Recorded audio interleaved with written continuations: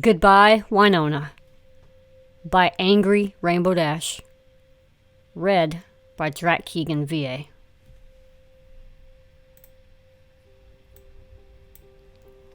I strolled out into the field of sweet apple acres atop the tallest hill on our property. Winona followed, limping slowly. It seemed like hours before she had climbed halfway up the hill.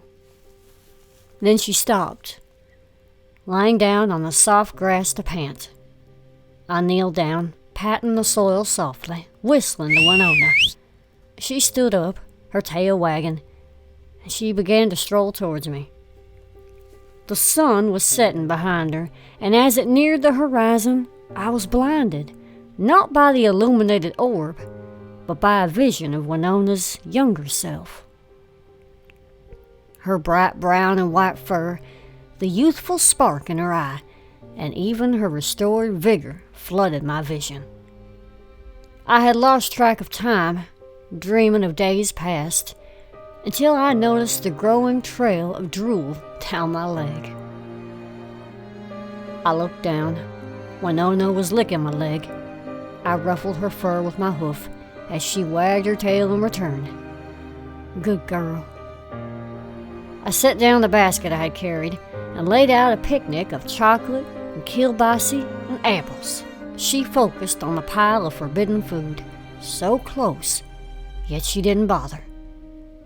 Good girl. Staring at her, I know she had gotten old, like we all had over the past 15 years. Her teeth had become a rotten brown. She had lost a lot of them. She never chewed on toys like she used to, only eating mushy dog food. Her eyes had become dark, dilated, and somber. Her mouth wore a permanent grimace, and her nose never curiously smelled anything anymore. The pancreatic cancer had taken its toll. She had thinned out so much in so little time. But no matter what happened, or how many years had passed, she was still the same dog I loved.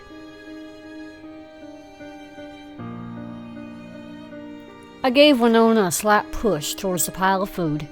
She did nothing. I told her excitedly to eat. She did nothing. I even picked up a strip of chocolate and placed it before her nose. She still did nothing. Winona just stood there, panting softly and staring into the distance. For a moment, she looked up into my face and started to wag her tail. In that fleeting moment, it was like everything was back to normal. Winona was healthy and strong, vibrant and youthful. I looked down at her and smiled. A slight breeze ruffled my hair. A single tear of regret fell out of my eye, sliding its way down my cheek and into the cold embrace of the earth. I saw her eyes had brightened again. Her dirty fur blew in the breeze, and for a second, we just stared at each other. It seemed like the first day we met. Big Mac threw the football as far as he could. It pierced the wind and created a small shadow that glided across the fields of sweet apple acres. I galloped as fast as my hooves would take me, even managing to catch the ball in the process. I breathed heavily, the exertion taking its toll. But above all, I was smiling. It had been a long time since I played with Big Mac like this. Suddenly, the clock chimed its same old chime. I had hoped today it would somehow be slower, but it was built to last, just like everything else on the farm. He walked up to me, his helmet by his side. Sorry, sis. I have to finish bucking the northern field before the first frost of the season. I turned on the spot and walked off. I was tired, not from the game, but from hearing the same excuse day after day after day. You always have to work! I didn't turn back. The next morning, I awoke early, idly glancing around the room. My eyes groggily came to rest at the foot of my bed. There sat a simple box with holes. It was wrapped in bright red paper and laced with yellow ribbon. Adding to the peculiarity was a small tag. I didn't bother reading it. Big Mac's hoofwriting was instantly recognizable. I threw back the covers and dragged my still sleepy flank across the creaky floorboards towards the box. It rustled, the crinkling paper creating the same racket that awoke me. I reached for the package, carefully peeling off both ribbon and wrapping. A plain brown box stood before me, and later, not even that. To my surprise, all that remained was a pair of adorable little eyes, a racing heart, and brown and white fur. It was a puppy. We stared at each other for an eternity before she jumped up and licked my face. I wrapped her in my hooves, nuzzling the dog against my cheek. Big Mac had given me a friend, one that I would cherish till the end. She was a good dog. She was there for me when I needed her the most. Nay, she still is my good dog. And now it was time for me to return the favor. I stood up. Winona rose with me. I told her to lie down. She readily followed my last command. Good girl. I trudged off, sinking directly behind Winona with my back to her. I heard the grass rustle and wet slopping.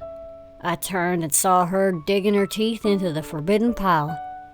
She deserved it. It was her last day, after all. Only the topmost ridges were in the sun now. The shadow in the valley was blue and soft. The little evening breeze blew over the clearing and the leaves rustled and the wind waves flowed up the apple trees.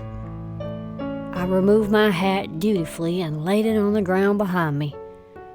The shadow in the valley was bluer and the evening came fast. I reached in the basket and brought out the pistol. I snapped off the safety. I looked at the back of Winona's head at the place where the spine and skull were joined. I raised the gun and steadied it and leveled it with the scruff of Winona's neck. My hoof shook violently, but I was set in my mission. Goodbye, Winona.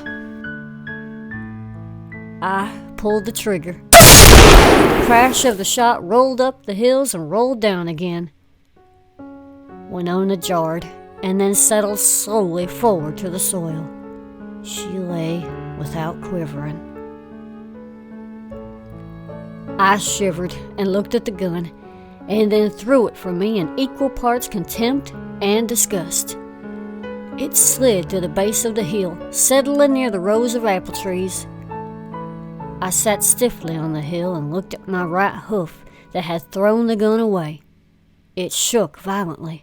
My left hoof held it steady, which left nothing to stem the flow of tears from my eyes. I never cried so hard in my life. Dear Celestia, what had I done? Oh, no. Oh, girl, I'm sorry.